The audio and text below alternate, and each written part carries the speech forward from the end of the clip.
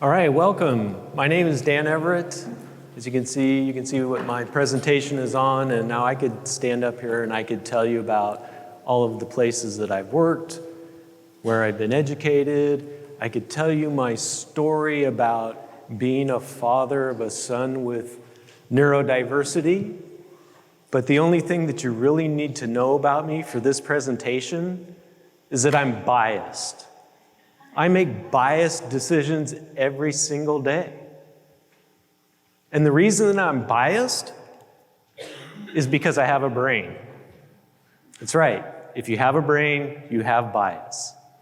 Now, the type of bias that I'm talking about is called cognitive bias. And essentially what it is just mental shortcuts that we use in decision making. Now, the researchers that look at how the brain works, they've actually identified over 150 different ways that cognitive bias expresses itself.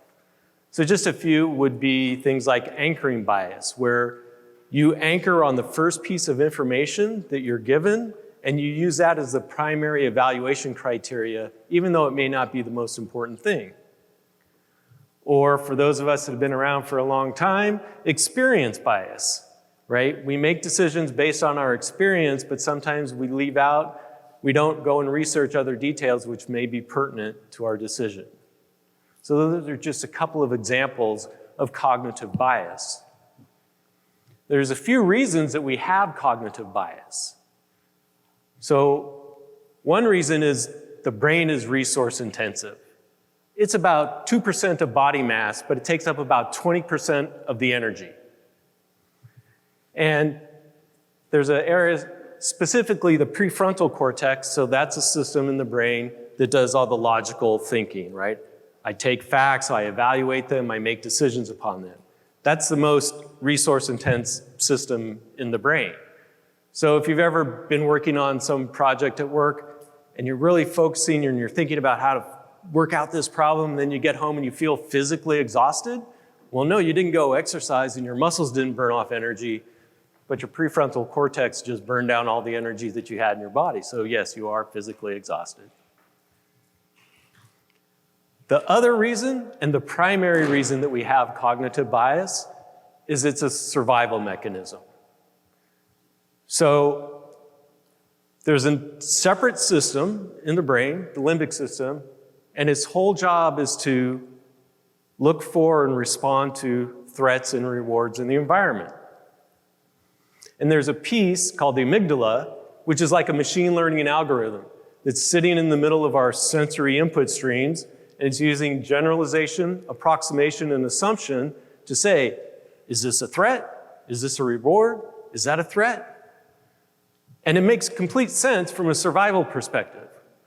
Orange stripes, tiger, flee. Is it a tiger? Maybe, maybe not, but if I'm going, well, does it have a tail? Does it have fur? Oh, it's got fangs on lunch, right? So it makes perfect sense. And we even use it today, and because it's a separate system from the prefrontal cortex, that decision-making and the response happens without us thinking about it, what we would say thinking, in a sort of conscious way. Somebody cuts you off on the freeway, you slam on the brakes, right? You aren't going, well, how fast am I going? How far away is that person in front of me? It just automatically happens, right? It's completely separate from the prefrontal cortex. It's its own system. So a lot of times we don't even know that we're making decisions based on these shortcuts that we use, right? And so it's important for us to realize how the brain works, right? So we can start to create some language around things around cognitive bias, right? And make ourselves aware and create organizational structures to help us get past those. Now, the other thing that happens when the limbic system thinks it sees a threat or a reward, it generates emotional energy to move us either toward or away from.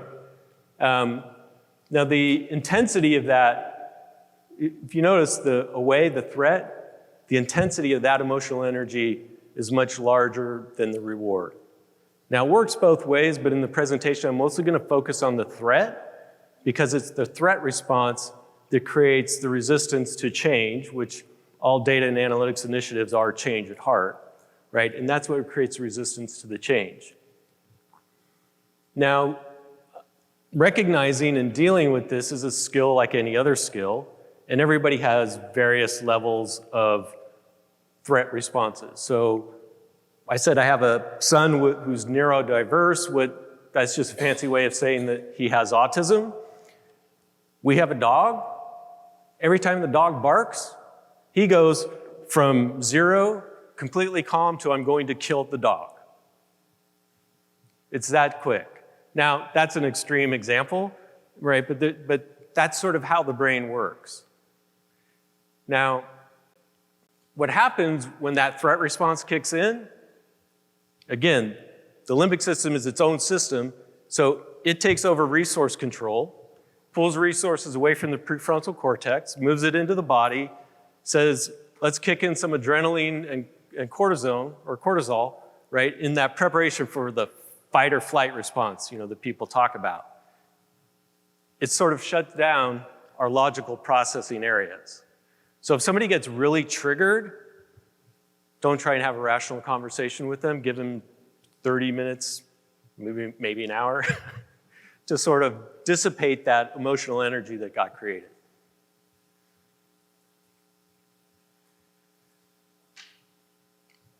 Now, we don't live in a world where we may possibly get eaten by a tiger or a bear very often, unless you go camping out in the wilderness like I just did.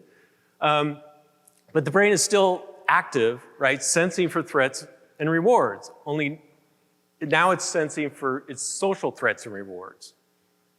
And it's these social threats and rewards that are areas that are creating the resistance to our change in our either digital transformation, data and analytics, or whatever.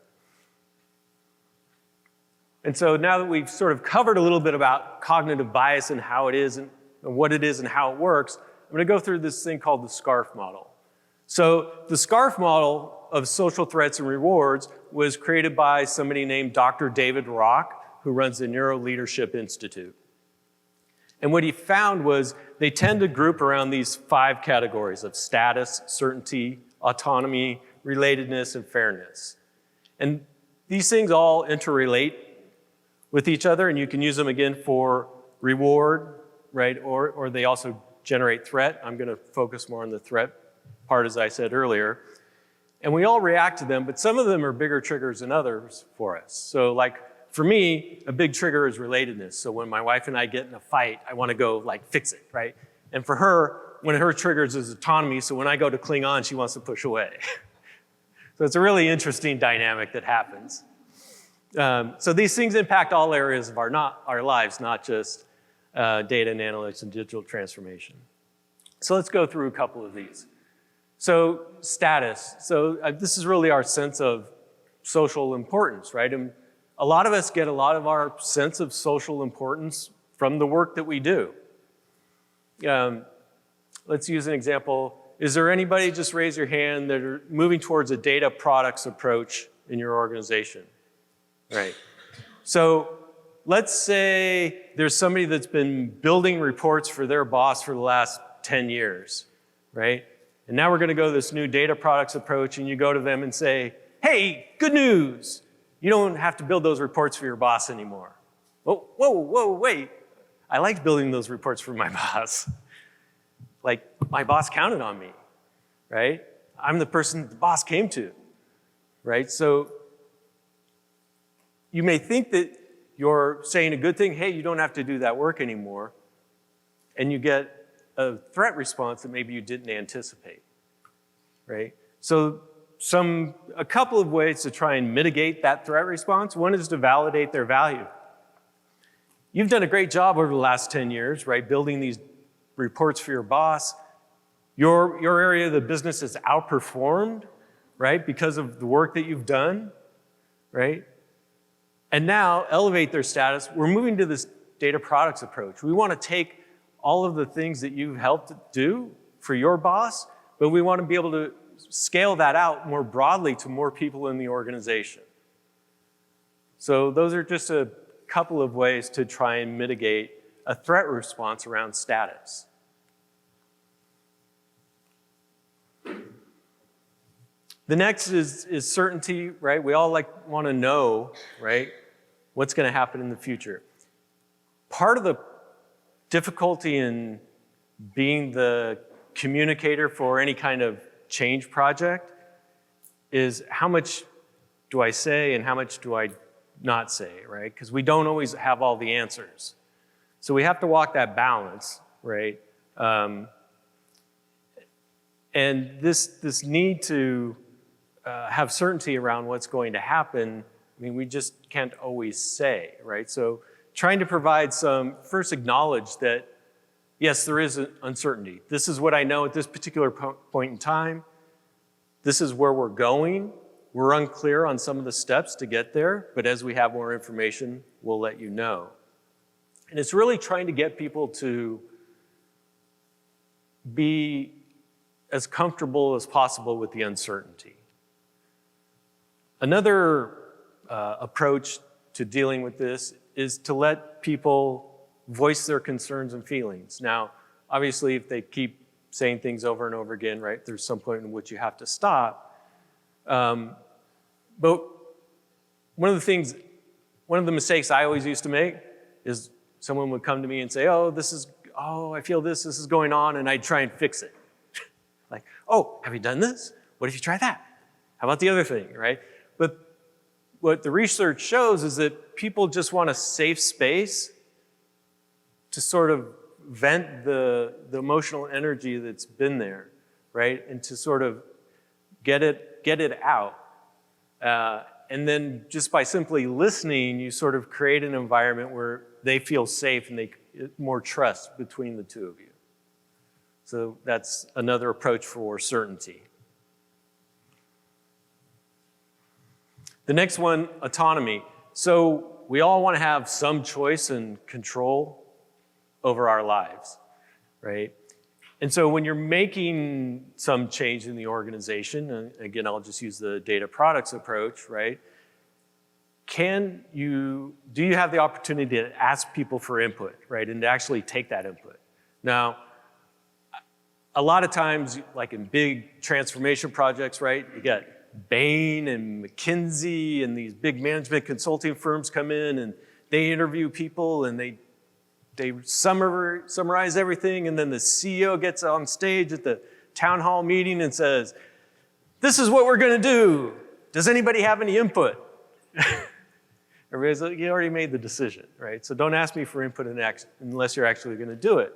But one of the things about asking for input is a lot of times in those big management consulting gigs, people either don't really want to say what they feel or think, or by the time it gets summarized and rolled up, you lose a lot of critical things that could actually help your organization from the people on the front line that know what's going on. Sorry, let me get a drink here.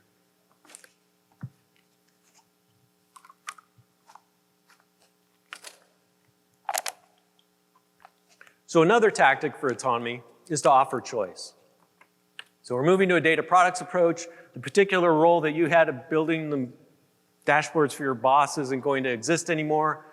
But here are like 3 roles where we actually think your skills would be very helpful. Is there one of those that you would prefer?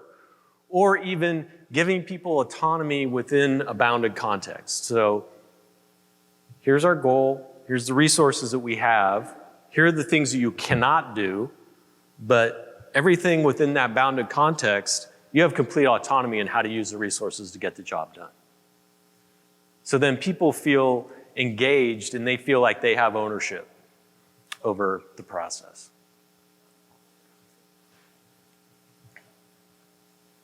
Relatedness, my big trigger. We all want to feel connection and safety with others, right? So if I use the data products approach again, right? If you move to a data products approach, now you're breaking up teams, potentially, and the relationships that people have built with each other. I'm going to take people from the data management team and people from the data science team and people from the business team and maybe some from software development and some research or some other parts of the business and bring them together into a new team, because we're moving to this new approach of how do we deliver data products. One way to try to mitigate the threat responses to those shakeups, those changes in our relationships, is to create a subordinate group. So I've brought all these people together. We've done it because we think that that doing this is a better way, right, to run our business.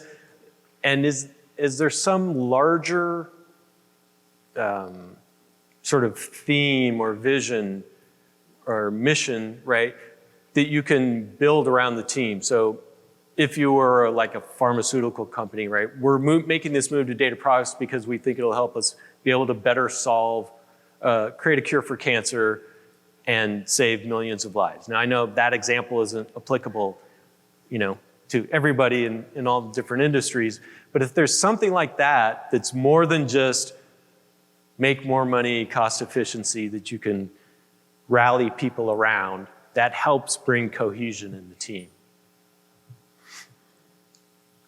And then, for some reason, the brain likes to focus on the differences. But the reality is we're all more similar than we are different. So can you find ways to have people focus on the similarities, right? Maybe tell stories about, why did I come to work for this company, right? And what is it that's exciting for me about, and I'll go back to, we're gonna create a cure for cancer, right? Maybe, I had a relative who died from cancer, right? And as people tell stories, it actually creates bonding. It's like if you ever went to camp when you were a kid and you sat around a bonfire and everybody told stories, right? And it brings people together. So that's another technique to try and get around the relatedness threat responses. And then fairness. Everybody wants to feel like the decisions being made are just and equitable. And one of the best ways to do that is through process transparency. These were the facts that we had. These were the assumptions that were made. This was the evaluation criteria. These were the weightings. This is how we came to this decision to make this change, whatever the change is. And if you don't believe that process transparency is important, all you have to do is look at the Capitol Hill riots. If you listen to any of the testimony of those people, they all believed the process was unfair. And that's why they rioted. So process transparency is critical. The other thing is recruit allies.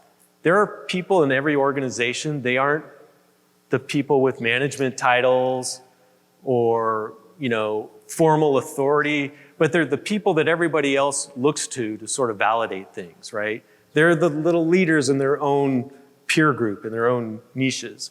If you can find those people and get them to validate that the process is fair and this change really is going to help us, all of us, and is important, then they will help bring the peer group along. But you want to have them do it publicly, because once someone publicly states something, they're much more committed, right, to that, right? And you can be really creative, right? Do little videos or, I don't know. I work with your communications team on how to, get creative in terms of how do we do that and how do we get that message out that, yeah, Nate there, he believes in data products. He's with me. Yeah. So those are the 5 categories, those domain threats, right, that you should be aware of as we're going through any kind of change process. So what does this have to do with culture? So if we think about the big buckets of what culture really is, right, it's our beliefs, right? We have mission statements or our values. What is it that we're trying to achieve? Then there's sort of how do we structure ourselves, our organization, right? The people, the roles, the responsibilities, the processes of how do we work together. Communication, right? What's the language we use? Val at the Data Lodge does a great job with data literacy, right? And language and those sorts of things. And then our customs, right? What are the guidelines for how we get work done? Now, it's just raise your hand if your organization either has these formally or informally. They have all these things in place, right? I would argue that most organizations, formally or informally, have all these things in place. Yet, I think for 10 years, the New Vantage Partners survey of data and analytics leaders have said that behavior and data culture are their biggest challenge. For 10 years in a row, we've hardly made any progress on that. Because at heart, what culture really is, it's the collective behavior of individuals. So if we don't understand cognitive bias, if we don't understand the threat responses that get triggered by change, right, we don't get the type of behavior, collective behavior that we want. If all we have are these things, the best that we get is compliant behavior. Now, compliant behavior isn't bad, right? People do things because I have to.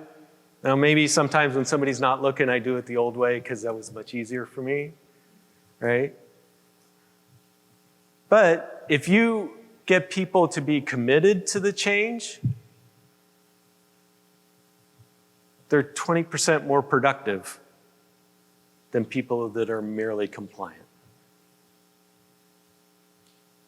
I think we could all use more productivity in our organizations.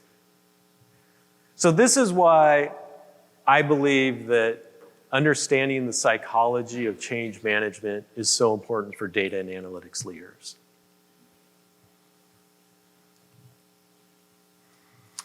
Okay, so talked a little bit about cognitive bias, how it works, how it triggers threat responses to change. Next, I'll cover a few communication tips when we're trying to talk to people about the changes that we're bringing into the organization. So the first is, every brain is unique. We have the same systems, the prefrontal cortex, the limbic system, but the actual neural pathways in every brain are different.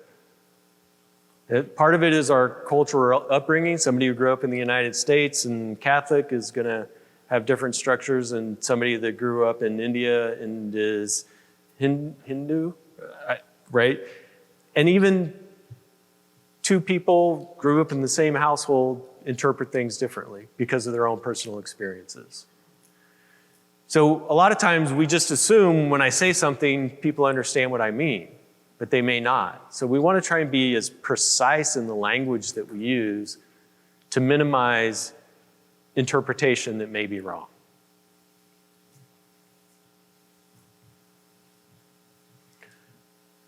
The other thing is, again, the prefrontal cortex is very energy intensive. And it's also memory limited. It can only hold about 5 to 7 concepts at one time. So, for example, if you've ever been, maybe it happened in this presentation, but somebody is talking and then by the time they get to the end, you don't remember the first thing that they said. Or they're talking and you want to respond to something, right? And so you hold that thing in your memory, right? And then you forget everything else that they said after that because you're trying to hold that in the memory and you can't let anything else flush out the memory cache. So be concise. So if you have to have longer conversations, think about breaking it up into shorter conversations. This is the topic for this, right? And there are other things we need to talk about, but we're not going to do that right now. We'll do that in a separate conversation. Or if they're related, layer them in together, right? So, the brain interprets or looks for social threats and creates threat responses around the 5 domains. So what are those 5 domains, right? So you're sort of layering one concept, but multiple bullet points that you layer underneath them. But stick with as few main concepts as possible. And before you go and have the conversations, start to ask yourself, now that you know about the SCARF domains, which ones might get triggered? Is there a particular one that this person I'm going to go talk to is a bigger trigger for them than others? What filters do they use? So filters are, we say somebody sees the glass half full or half empty, right? It's that specific brain wiring that happens in every brain that everybody sees things a little bit differently. Hotspots. So I talked about my son and the dog, but you may have experienced hotspots with people when you're talking to them. Have you ever been talking to somebody and the conversation seems to be really good, and then all of a sudden you say something and their whole affect changes. Like they get tense and they're like, well, why did you say that? Or defensive or whatever it was, you just hit one of their hotspots and they got triggered. Right? And as you get to know people and you're around people more, you'll get a sense of what their hotspots are that trigger them. And the last bullet point, I should actually say, what is their agenda? Because we all have agendas. We all have vested interests in how things turn out. So what are their agendas? What are their vested interests in how things turn out? And we want to consider that as part of our conversations with them.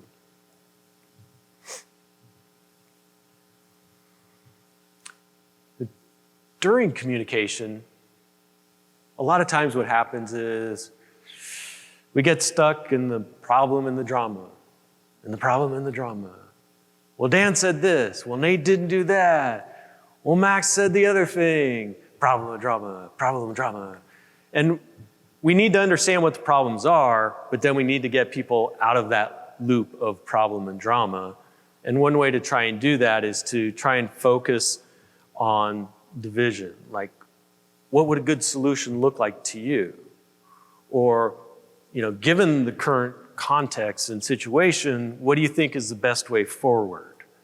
Right? And you're just trying to get them out of that lower area that's generating all the threat away energy and more towards where are we going to go from here?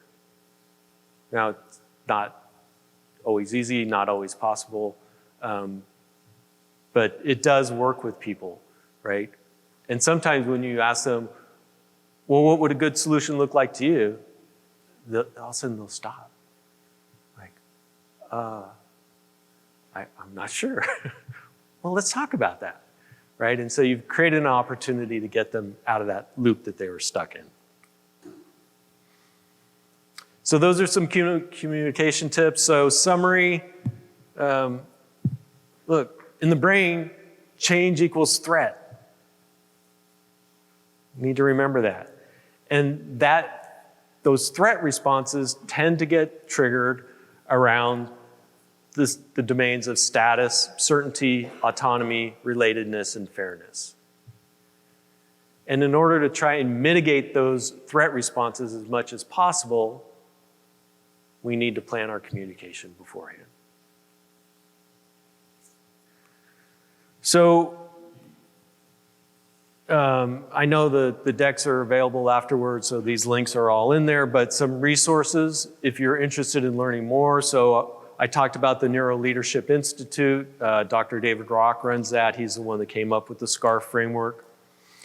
The Decision Lab, so they have explanations. I don't know if it's on all 150 plus of the different types of cognitive bias, but they've got explanations on many of the different forms of cognitive bias, so it's a good place to go if you're interested in that.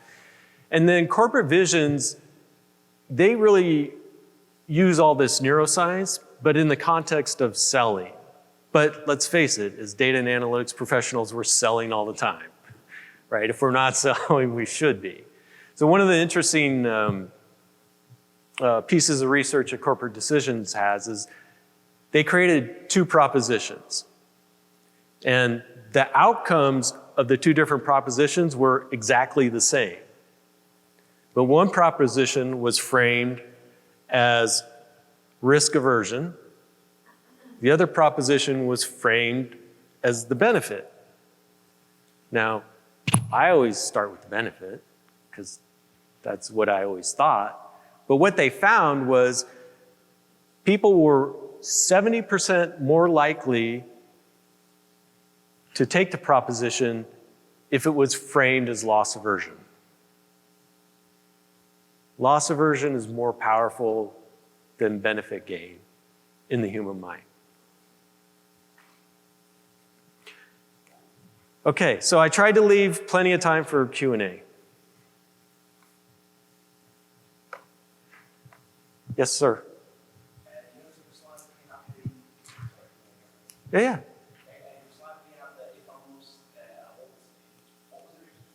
I'm sorry. Hey, is the guy in the back there? It ended because I went too far. Oh, no, he's not in the back there. Okay. I'm sorry. The slide where...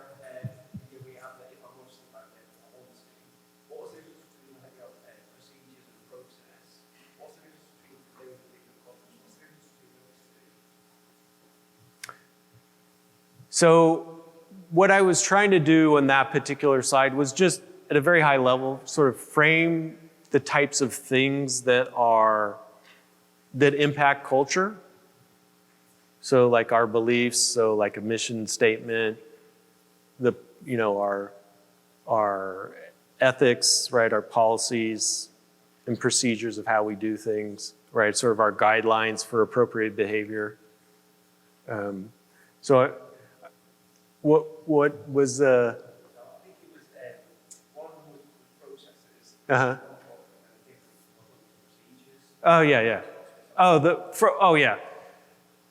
There are many different things you could map to those. So what I was thinking was in organizational structures, right, there's the roles and responsibilities and then the processes of how the different teams work together, right, in the terms of the way that we're structured.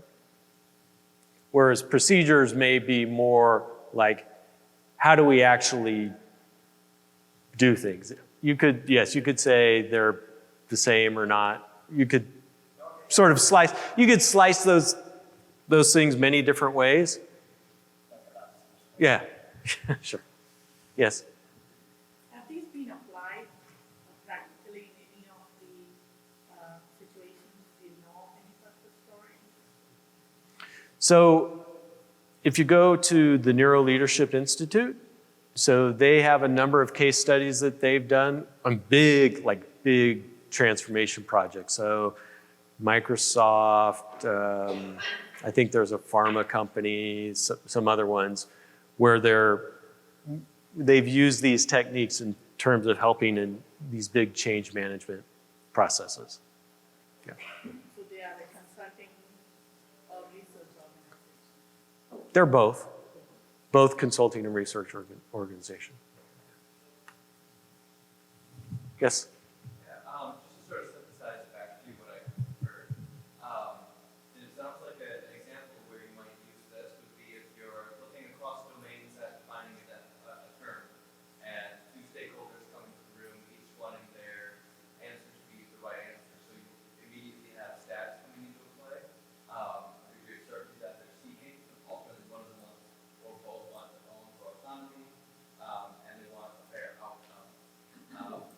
Is that the kind of case where we might apply for data management? We prepare for those types of triggers that they would have.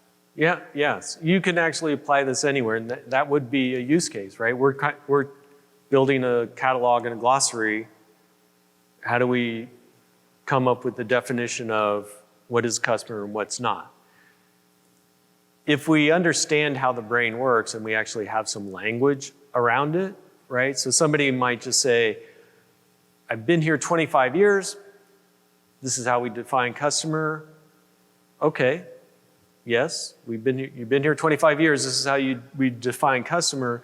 But are we defaulting on experience bias, right? So we have language to describe what it is, because when we're doing it, when we're making those biased decisions, we're not always consciously aware of it. So we have to have corporate language to help us communicate, right? So you're not calling people out like, oh, you old so-and-so, you've been around so long, right? You don't know anything new, right? We're finding language to help bring them in. Hey, maybe this is an example of experience bias. And maybe we need to look at other things that are relevant to this particular decision, right? So that we make the best decision for everybody. Because that's really what it's about at the end of the day, right? And I think everybody at the end of the day actually wants to have the best decision, but these things happen a lot of times and we're not even aware of them.